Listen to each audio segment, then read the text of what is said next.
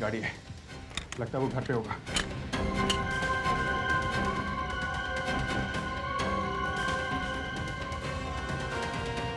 गोकुल चला कहीं हाथ ना निकल जाए। जंगल में क्या है, उसका खून जहां वहां गिरा हुआ है। कोई फायदा नहीं है, देख तू अकेला है, मैं कहता हूँ बाहर आ जा अभी। इस आदमी की लाश मिली है, वो एक आईबी ऑफिसर। मरने वाले का नाम क्या है? सुभाष। मौत तो गोली लगने से ही हुई, मगर उससे पहले इस पर काफी अत्याचार किया गया है। खून बहुत बहा है, वो आदमी जरूर जख्मी हुआ होगा। तुम आसपास की सारी डिस्पेंसरी, क्लिनिक, हॉस्पिटल चेक करो। जो गोली इसके सर में से मिली वो इसने अपने आप खुद मारी। दिल्ली आईबी ऑफिस से एक इंटेलिजेंस ऑफिसर आया, रमन कपूर। सुभाष यहाँ कुछ टेररिस्ट ऑर्गेनाइजेशन के पीछे लगा हुआ था। उसकी आखिरी रिपोर्ट में उसने लिखा था कि उसके हाथ कुछ ऐसी चीज लगने वाली है जिससे सारे देश में धमाका हो जाएगा। Oh my God! डॉक्टर साहब को मार डाला। पेट के अंदर जो मैस था उसमें से मैंने बड़ी मुश्किल से इसे ढूंढ कर बाहर निकाला। बस यहाँ पर कुछ लिखा हुआ है, मुंबई 48 किलोमीटर। ये हम लोग पहले भी कई बार कर चुके हैं। राइटिंग पैड पे जो लकीरें आ जाती है ना, उनसे ये पता चल सकता है कि इसके ऊपर वाले पेज पे क्या लिखा हुआ था। ये देखो, बी लिखा हुआ है, बाकी तो कुछ पता नहीं चल रहा है। लेकिन सर इससे हमें क्या फायदा होगा? तो अगर हम ये मान के चलें कि डॉक्टर ने इसमें कोई मेडिसिन लिख के दी है, तो एक तो हमें दवाई का नाम पता चल जाएगा, और फिर हम ये ढूंढने की कोशिश करेंगे कि उन लोगों ने ये दवाई कहाँ से खरीदी है। Yes sir. अब इस पूरी क्लिनिक में जब दूसरा कोई सबूत है ही नहीं, तो हमें इसी से काम चलाना पड़ेगा। काम चलेगा या नहीं ये तो डॉक्टर सालुंके ही बताएंगे, क्योंकि इसमें जो कुछ भी लिखा है बहुत हल्का है। देखो। हाँ, कुछ समझ में नहीं आ रहा सर। इसे लेजर कैमरा से देखना पड़ेगा।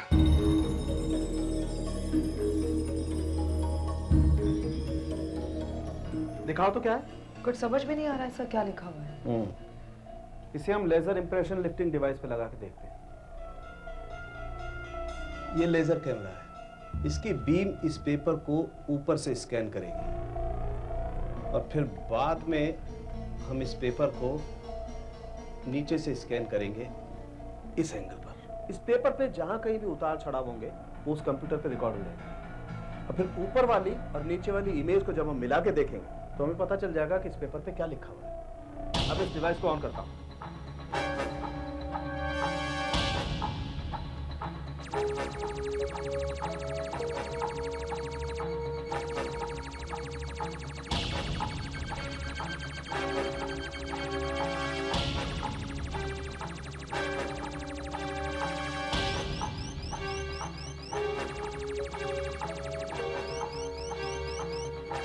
अब हम नीचे से स्कैन करेंगे।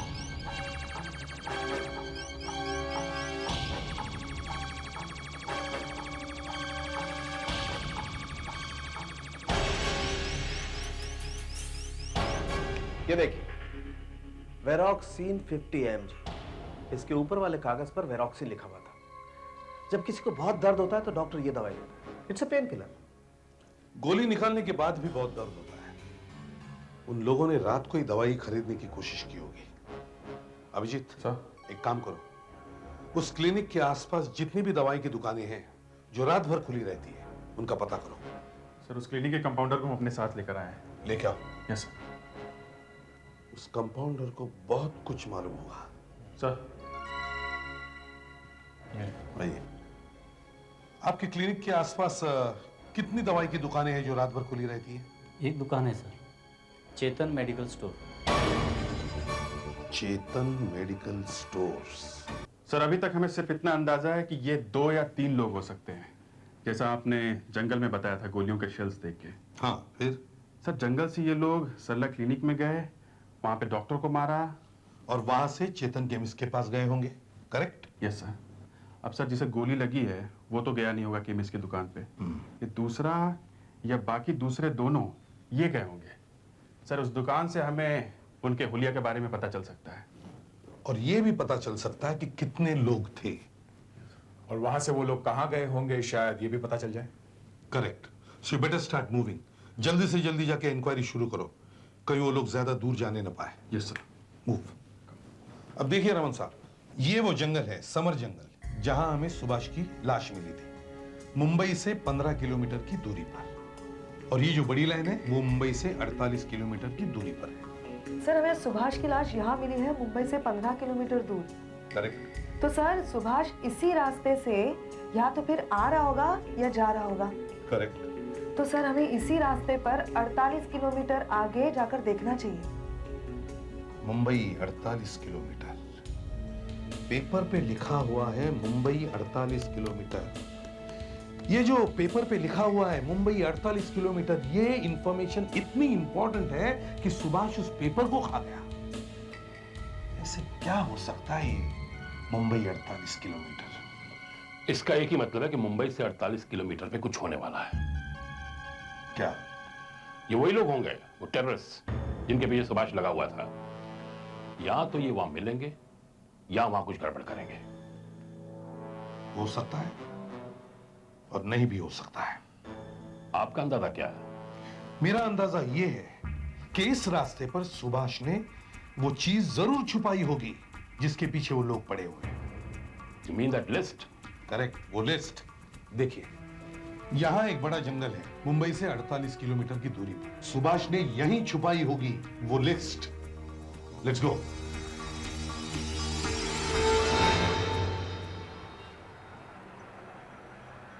ये रहा।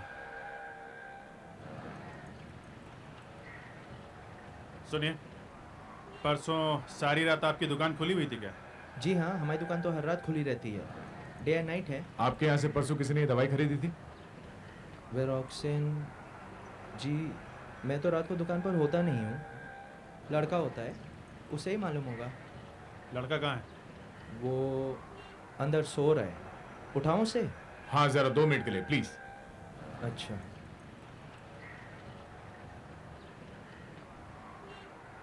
ए छोटू, उठ जरा।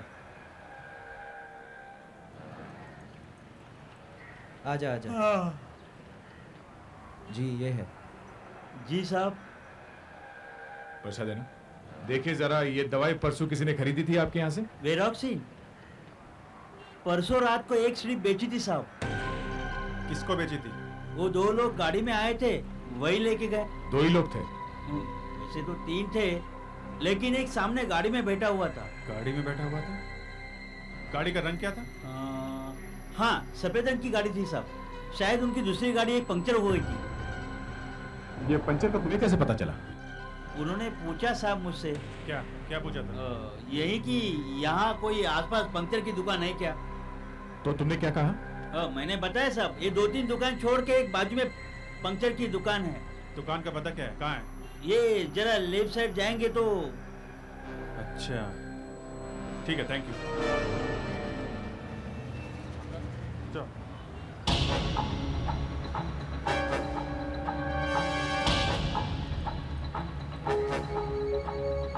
अरे सुनो। हाँ?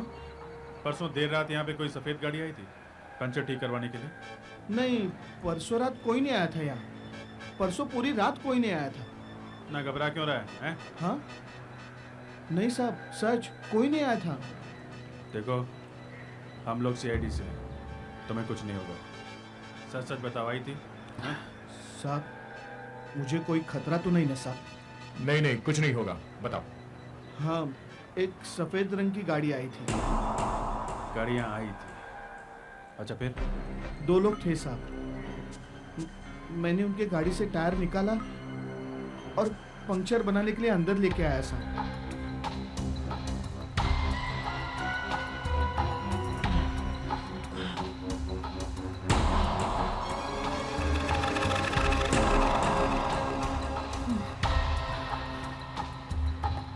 क्या हुआ? कुछ नहीं साहब। अरे तो जल्दी करने के लिए देर क्यों लग रही है? वो ट्यूब फट गई है, बदलनी पड़ेगी। हाँ तो बदल देना फटाफट। हाँ साहब। ट्यूब कैसे फट गई यार? ऐसा क्या लग गया? बॉस में गोली? नहीं साहब, कीला लग गया साहब। तो जल्दी करना यार।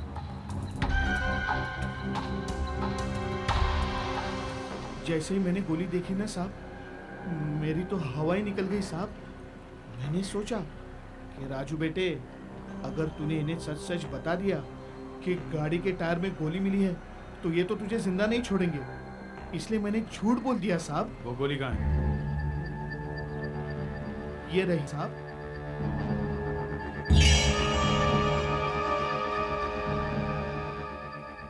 तुमने टायर गाड़ी के डिक्की में से निकाला था? हाँ साहब। तो फिर गाड़ी का नंबर प्लेट भी देखा होगा? हाँ साहब। नंबर याद है? हाँ साहब, ये नंबर तो मैं कभी भी नहीं भूल सकता साहब। गाड़ी का नंबर था MH018838।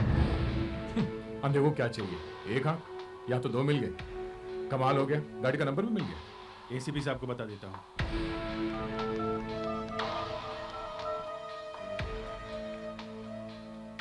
सर अभिजीत। हाँ सर, हमें दो बातें पता चली हैं। एक तो सुभाष को मारकर भागने वाले 3 लोग थे और दूसरा गाड़ी का number sir MH018838। Very good, काम बन गया। अब एक काम करो, आरटीओ ऑफिस जाओ, जल्दी से जल्दी किसी को पटाओ और उस गाड़ी की पूरी कहानी, पूरा इतिहास ढूंढ के लाओ, समझे? ओके? या सुना? तो अच्छा है, ये लोग हाथ लग जाए तो कम से कम फटाफट ये पता चल जाएगा कि सुभाष के पास ऐसा था क्या। वरना 48 किलोमीटर पूरे होने को आ गए, मुझे तो यहाँ कुछ नजर नहीं आ रहा। आगे कुछ मिल जाए तो ठीक है। मिलना इतना आसान नहीं है बॉस, यहाँ आसपास सारा जंगल है और अगर वो चीज छोटी है या पेपर छोटा है तो उसे ढूंढते ढूंढते महीने निकल जाएंगे।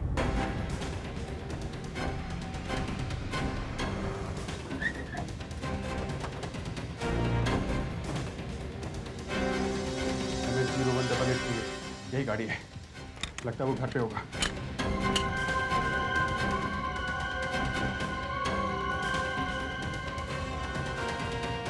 गोकुल कहाँ है?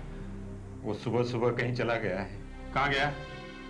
पता नहीं मुझे। कहीं वो अंदर तो नहीं है? आप देख लीजिए ना, मैं सच सच कहता हूँ। ये गाड़ी किसकी है? गोकुल की है ना? हाँ। आज वो अपनी गाड़ी लेकर नहीं गया? नहीं, क्यों? मुझे पता नहीं है। सीधे सीधे जवाब क्यों नहीं देते हैं आप? हैं? मैं सच सच बता रहा हूँ। सच बता रहे हैं? हाँ। हैं? परसों रात गोकुल कहाँ था? मुझे पता नहीं। फिर वही पता नहीं? हाँ? परसों रात एक खून हुआ है और खूनी इस गाड़ी में घूम रहे थे और आप कह रहे हैं कि आपको कुछ पता नहीं? हाँ? मुझे पता था एक दिन ये ऐसा होकर रहेगा। 1 साल पहले मैंने उसके पास पिस्तौल देखी, तभी मैं जान गया पुलिस ढूंढते ढूंढते मेरे घर तक पहुंच जाएगी। मैंने उसे काफी समझाया, ऐसा गलत काम मत कर, मत कर। आप उसे पकड़ के आए हैं तो पकड़िए उसे।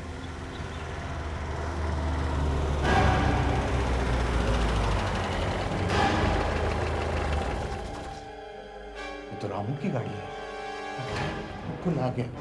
ये क्या कर रहे हैं आप क्या कर रहे हैं? ऐसा नहीं कीजिए, ऐसा नहीं कीजिए।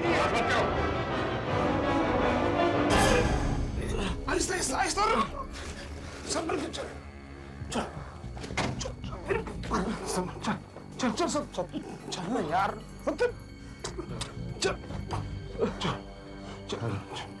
यार गोकुल, अरे रुक, तू मुझे मेरे घर छोड़ दे। क्या हुआ? बहुत दर्द हो रहा है। देख, मैं थोड़ी सी पी लूंगा ना, मुझे आराम मिलेगा।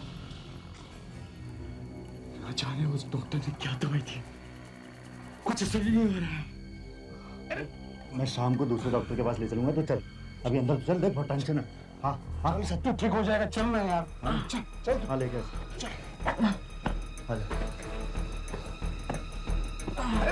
संभल सकते हो।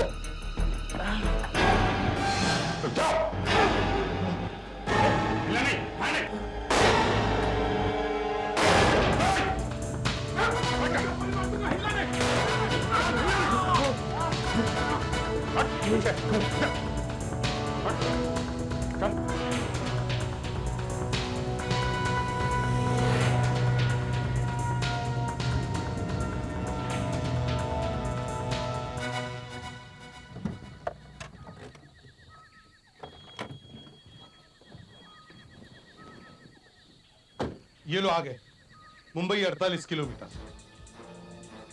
अब ये रही आपकी सड़क और ये आपका जंगल। अब बताइए, अगर आपको ऐसी जगह कोई चीज छुपानी है तो आप कहाँ छुपाओगे? मैं जंगल में तो कभी ना घुसूं। जो कुछ छुपाना सड़क पे ही छुपाऊंगा। कहाँ? फर्ज करो किसी पेड़ के नीचे। पेड़ के नीचे? लेकिन सारे पेट तो एक जैसे ही दिखते हैं, कोई खास निशानी तो नहीं है। और कहाँ छुपाओगे? और किसी पत्थर के नीचे। पत्थर के Why नीचे? not? हाँ, पत्थर के नीचे। तो पत्थर भी तो सारे एक जैसे ही दिख रहे हैं। सिर्फ ये एक पत्थर है। Yes, Mumbai 48 kilometre. यस, अगर कुछ छुपा है तो इसी के नीचे होगा। पेपर में भी लिखा था मुंबई 48 किलोमीटर। हाँ, हो सकता है। मैं कुछ खोज देखूंगा। हाँ जी।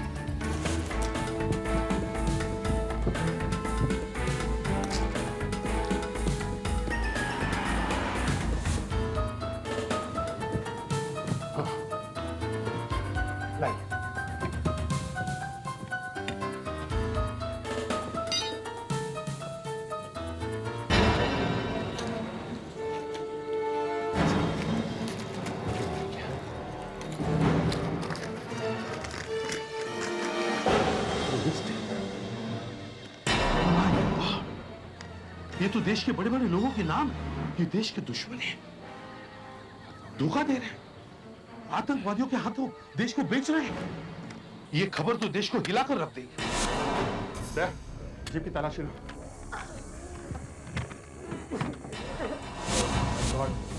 यहाँ किसी की लाश है।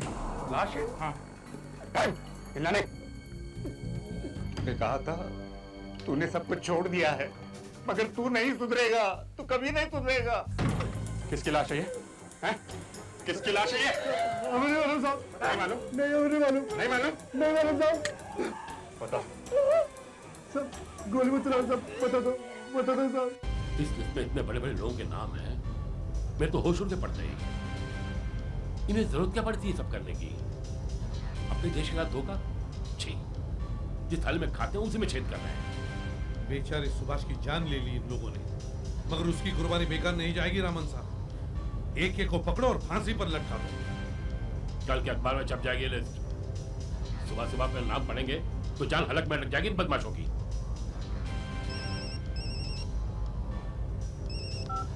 हेलो दया। सर, हमने 3 लोगों को पकड़ा है। हाँ सर, ये वही लोग हैं जिन्होंने सुभाष को मारा और उनकी गाड़ी में से एक लाश भी मिली। क्या? एक और लाश? हाँ सर, लाश। किसकी है?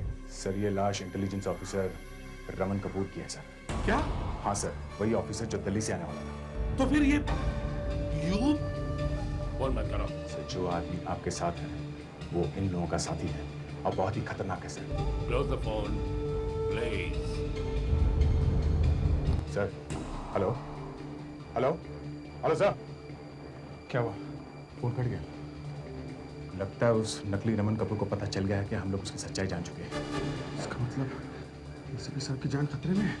तो तुम्हें पता चल गया है कि मैं रमन नहीं हूँ और ना ही मैं इस वक्त आईबी ऑफिसर हूँ।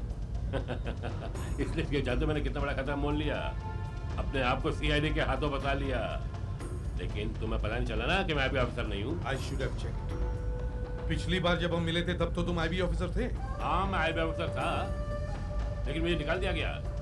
मुझ पर इल्जाम लगाया गया कि मैं पैसे खाता हूँ। अरे भाई, खाता हूँ ना। सुभाष की मौत की कीमत तुझे चुकानी पड़ेगी। सुभाष बेवकूफ था वो। हाँ, मगर था बहादुर। इतना कर पाया उसे, इतना कर पाया, लेकिन उसे जबान नहीं खोली अपनी, कुछ नहीं बताया हमें। फिर हमें इन्फॉर्मेशन मिली कि दिल्ली से रमन नाम का एक अफसर आ रहा है। मैंने उसकी जगह ले ली और असली रमन वहाँ जीप में सो रहा है, हमेशा के लिए। तू भी सो जाएगा। पहले तू सोएगा। गाड़ी रोक, चल। नहीं रोकूंगा। गाड़ी रोक, नहीं तो गोली मार दूंगा। कुमार, चलाओ गोली, चला। पागल हो गया क्या? चलाओ गोली। चल पागल। मैं तो मर जाऊंगा, लेकिन तुम भी मेरे साथ मरोगे। फिर कब कर? मैं स्पीड और बढ़ाऊंगा। गाड़ी रोक। कम ऑन, शूट मी। गाड़ी रोक। फिर कब कर?